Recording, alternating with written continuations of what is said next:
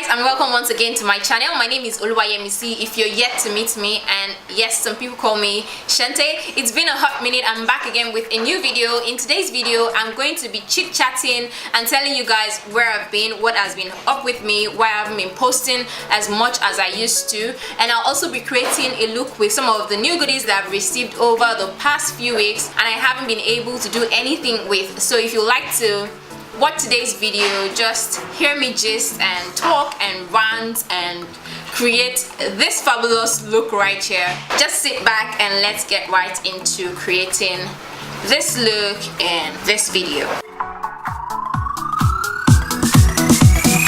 So I've gone ahead to fix my brows off camera, and right now I'm going to focus on creating the eye makeup look before we go on to chit chat. In today's video, I'm going to be creating an eye makeup look with this eyeshadow palette from NubanBeauty. It is called the Wishes 18 color eyeshadow palette. I received this palette some weeks ago and I'm just getting to use it. This eyeshadow palette has 6 matte shades and 12 shimmer shades. We're just going to play around with some of the mattes and some of the shimmery colors, and then we're gonna roll with that. So before I start applying the colors, I've been using this particular eyeshadow base for a while now and I'm in love with it. It is the Plouise base. I saw a lot of people using this and raving about it, and I got my hands on it a while back, and ever since I did, I haven't been able to let it go. So I'm just going to apply a little bit of this all over my eyelid area and blend it with the concealer that I used for my that I used to clean up my eyebrows.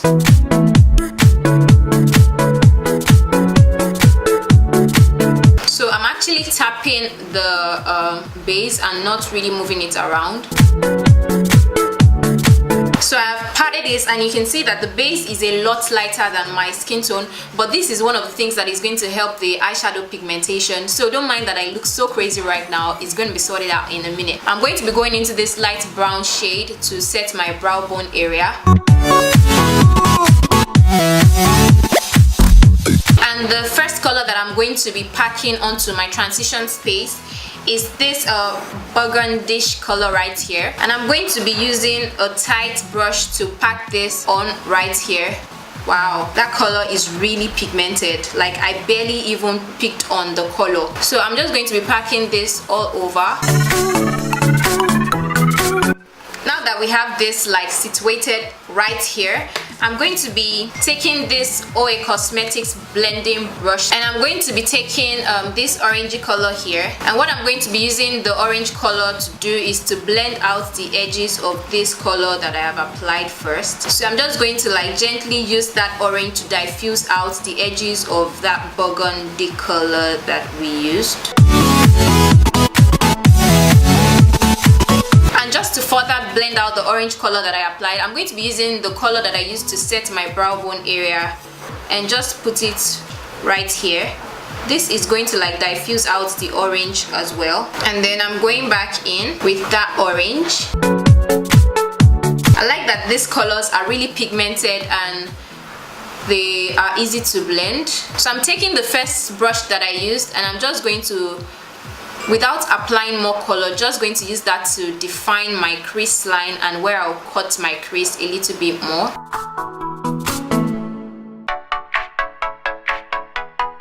So now that we have this, I'm going to proceed to use that same Plouise base to cut my crease, and yeah, we're going to move on to the lid color.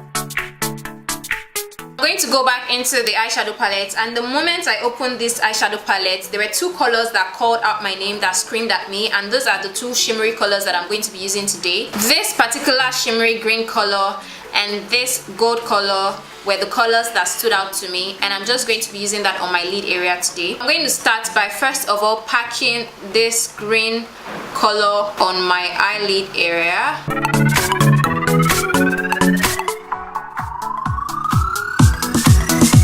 Okay, so I've applied this green and left out the beginning part of my eyes because that's where I'm going to be applying the gold color.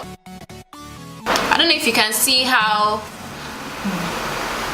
pigmented these colors are, and they're just laying on so smoothly. So I'm going to go back to blend the green in with the gold so that there are no harsh lines. And for this outer V area, I'm going to be taking the first shade, the burgundy shade that I used, and I'm going to be packing that here. And I'm just using a very light hand to blend that outwards. And I'll use the green color to like buff out this harsh line right here. Just to be sure that there are no harsh lines, I'm going to take that brush that I used with the orange shade and just blend out around the eye area a bit more. So this is what we have so far. So to line my eyes, I'm going to be using the OAcosmetics liquid liner pencil.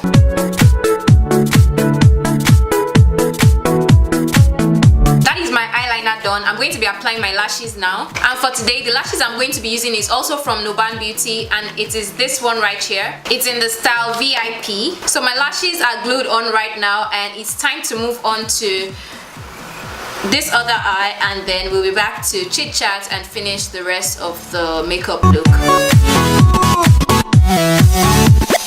So yeah, the month of September started quite eventful for me. Like, you know how a month starts and then you wake up in high hopes and you like think that everything is going to be Gucci, and then bam, something just happens and turns everything around. So I woke up like on the 1st of September, and it was a big day because my friend was getting married. I was the one that was getting her makeup done, and it was just a busy day for me. I was supposed to dress up and slay as well, you know, like the Owambe wedding guest kind of thingy, and I was pretty ready for that. So I woke up quite early, like got my work done, and then the bride left the hotel and went to the venue, and me, I just stayed back to dress up and like slay my own slay. So after she left, I did my own makeup and I went to the venue to meet her, and everything was fine, everything was good. Then my brother called me to come pick him to the wedding from our house. It was like a 2-minute drive from where I stay, and I just got into the car and went to pick him from the house.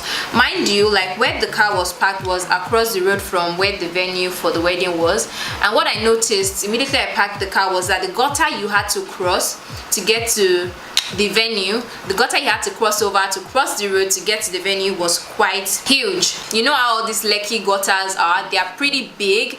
They're always filled with rainwater, like water that is like dirty. And then there was this cover over the gutter, all these metal covers that have like lines.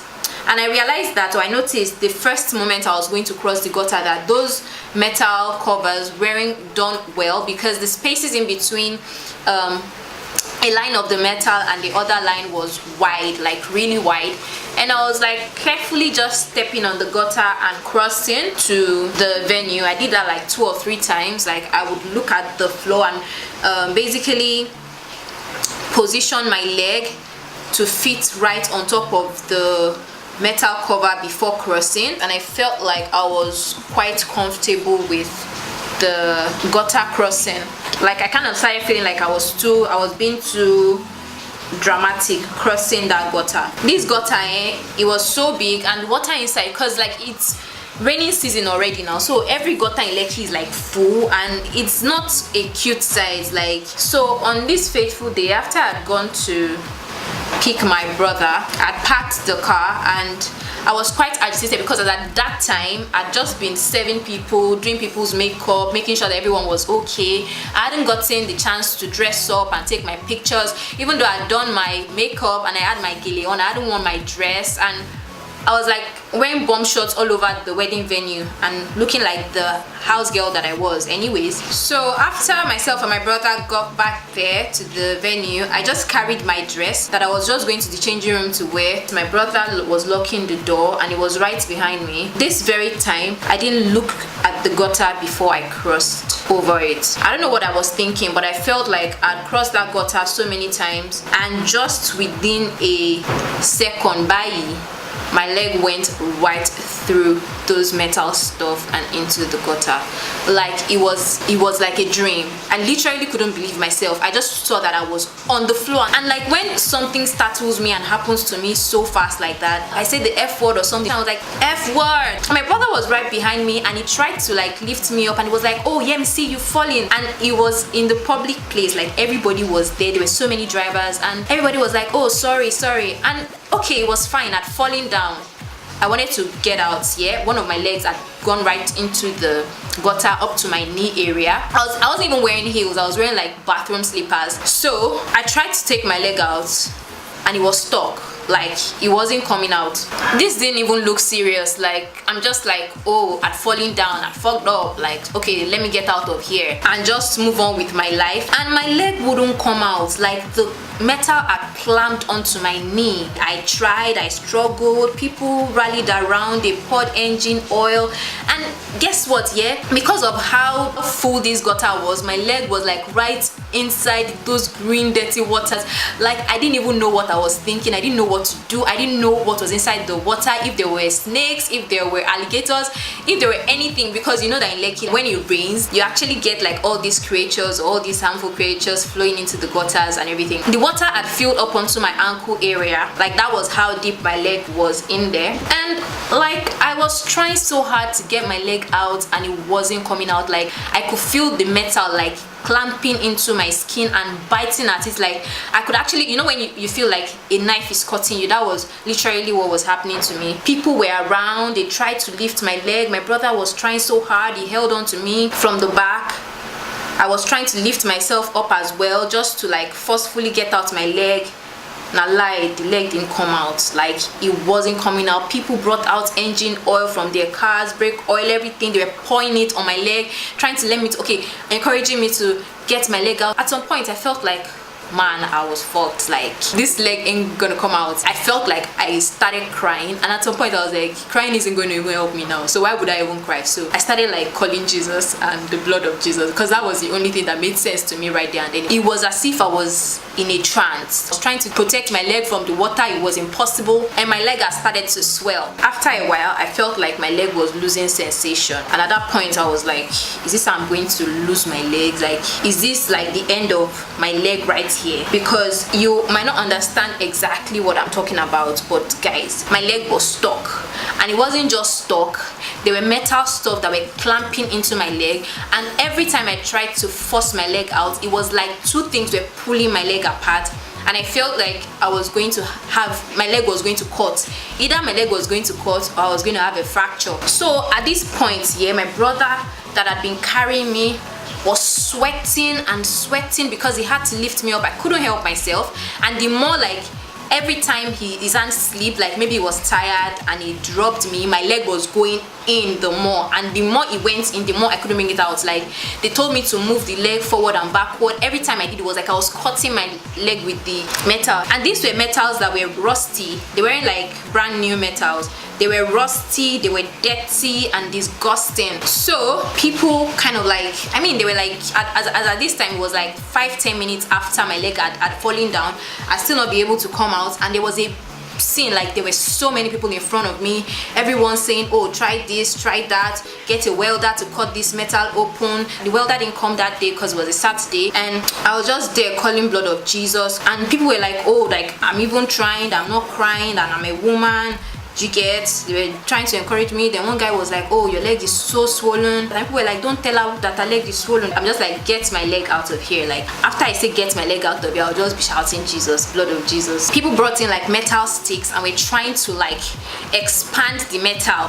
You know that these metals I'm talking about, they are thick. They are not like the kind of metals that just break open or things just bend. So people brought like other metal things to try to expand it, and they will raise it up a bit. It will look like it's relieving me. I'll try to like get out my leg, it will still be stuck. I was just trying like different things or different angles to position my leg so that it will come out easily. Oh, nah lie, it didn't come out though.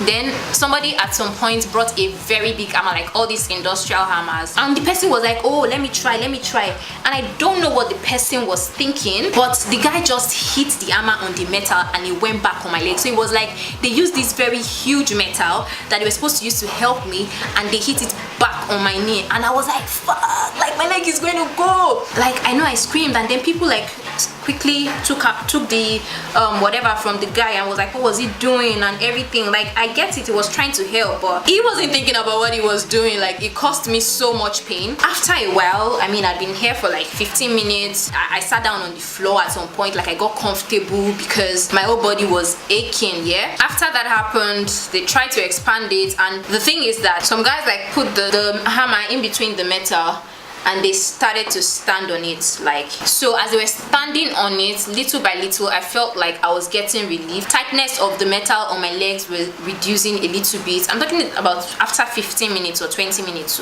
And suddenly, like, I'm sure that this was the God that I was calling on that had mercy on me. The metal gave way, like it just opened up. Even though I still couldn't remove my leg, I was really hopeful at that point. And then they did the same thing, and they pulled it up and it gave way at the other end again, and my leg came out. So basically when my leg came out, I stood up and my leg was like double the size, but that was okay. I didn't have a problem with that. And I think it was after I'd come out that I let the fear I was feeling and agitation get to me, and I just started crying. So I was holding my brother, then I took my phone and I called John, my friend, because he was at the wedding too, and I told him to just come out. And by the time he came, he just saw like a lot of crowd and he was wondering what happened, and I just burst into tears. I think that was the time I just started crying. Like I just gave way to the emotions and I was crying. I fell down into the gutter. He was really concerned because there were cuts and everything, and he was just like, you know what, just get into the car and go to the hospital. So my brother took me to the hospital, and I couldn't, as at this time the pain had set in and I was in so much pain. Pain didn't even bother me. I was just like, let's get to the hospital. And when I got to the hospital, they asked me, oh, what happened to you? They tried to like get a wheelchair. I told them I could walk. I was limping. You know me, I'm always forming strong. Like, okay, pain doesn't get to me. I have a high threshold for pain. So I went into the examining room and they asked me what happened, and then they told me I was going to take injections. 3. I hate injections with a passion. I hate injections so much that I'm still that girl that even though I'm grown up, if I'm to take an injection, I will cry and not care about who is there. Like, why do I have to take 3 injections? Can they like reduce it? And they're like, they have to give me, because if they don't, I'm going to be feeling so much pain than what I was already feeling. I might get infection. It took them like 30 minutes to get me to take the injections, like to stable my ash to take the injection. But eventually, I stabled my ash. My brother laughed at me. I didn't even care. They gave me 1 on my arm and 2 on my ash. That went away. Then they massaged the leg, bandaged it, gave me drugs and told me to go home, and I felt like that was it, right? So I went back home. I couldn't wear my Owambe dress, and at this time everybody from the wedding, my friends were calling me. Some of my friends were even crying because they went to the place that I fell and they saw like a lot of redness, like things that looked like blood, even though it wasn't blood. I didn't bleed. So my friend thought it was blood and she was crying and everything, and this was the sister of the bride. So I kind of like just gingered myself. My brother said, okay, I should just wear something comfortable and free, and I should go back to the wedding so that everybody would see that I'm okay. And that was what I did. Then after like a while, we went back home and I slept, hoping that the leg would start getting better, right? So the following day, I slept in bed all day. I didn't go to church. I couldn't go to work.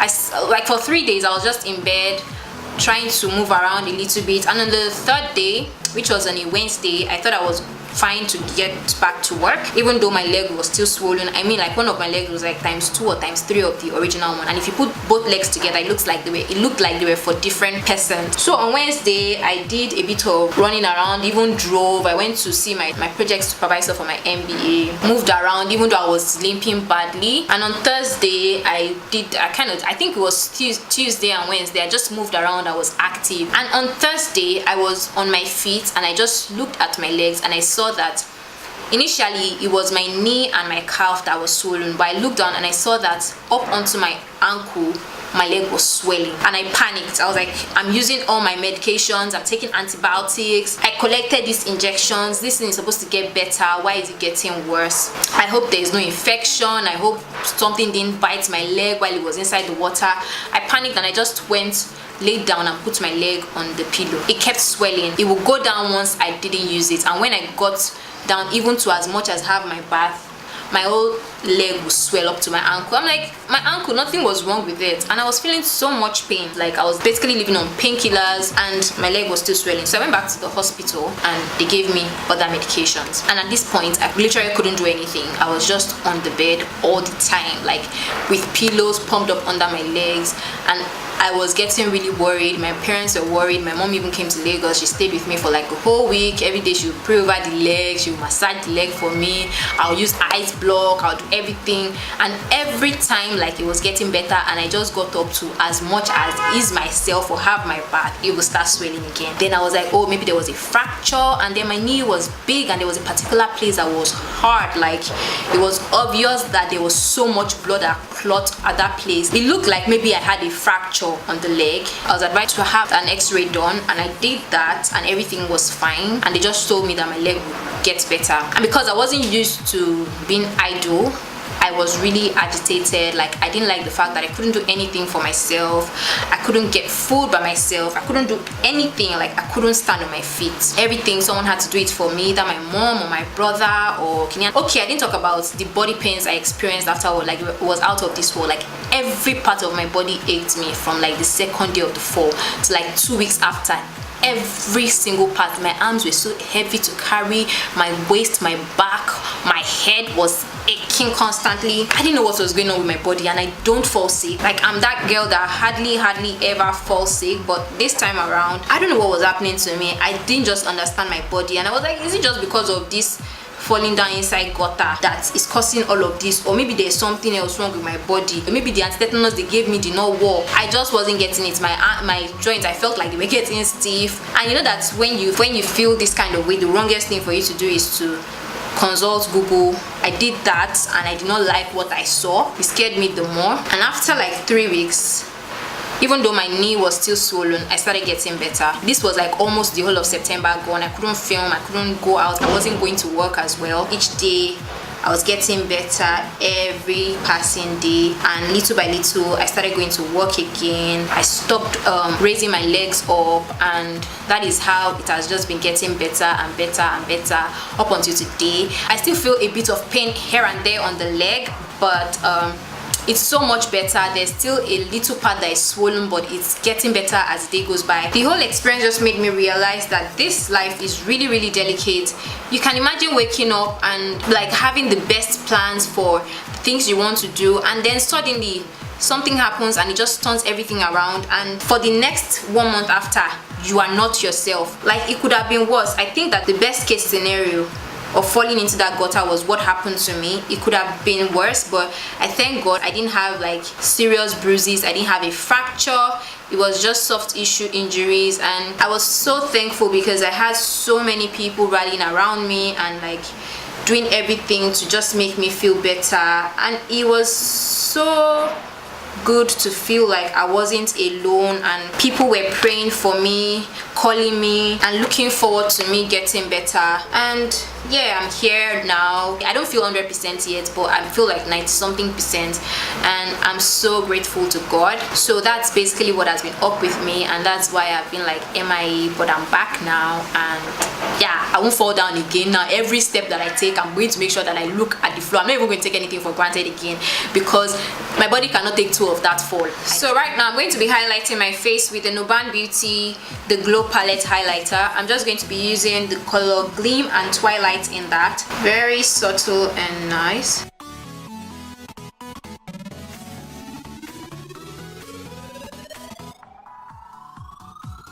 Now moving on to my lips. For my lips, I'm going to be using this liquid lipstick from HushBeauty. It's a lip gloss and it's in the shade Nude. I'm going to be lining my lips first of all with the ColourPop's lip pencil in K, just to give my lips that outline.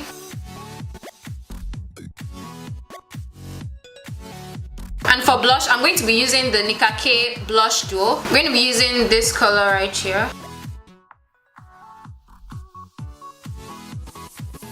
And lastly, to finish up everything, I'm going to be sealing it with the NubanBeauty Seal It Makeup Setting Spray. So here we have the final look for today's video. I hope you guys enjoyed watching me create this look and hearing me chit chat. I hope you learned one or two things. The major lesson I took out from my experience in September was just to be thankful to God for everything and in everything, and to always be aware that things can change at any time. Like within the snap of a finger, all your plans, everything might come like all the way down. Just always remember to put God first and commit everything into his hands, and pray that all our plans and all our aspirations, he brings them to pass without the devil just like coming in at any point and scattering someone's life, because it could have been worse. I've seen people go out and get hit by trailers and then they have their leg cut off. Like they woke up in the morning thinking that everything was going to be fine, and the day ended and their whole life had changed. Yeah, so that is pretty much what I learned and what I would like to tell you guys. If you're yet to subscribe to this family, please go ahead and hit that subscribe button. Let's get this family growing. Let's get so much love in here. If you liked this video and you enjoyed it, don't forget to give it a thumbs up and drop a comment for me below. Let me know what you would like to see next, your suggestions, your input, and whatever have you. So with that being said, I guess it's time to go and end this video, even though it's pretty long, and I'll see and catch you in my next video. I love you guys so much, and I really can't wait until the next time.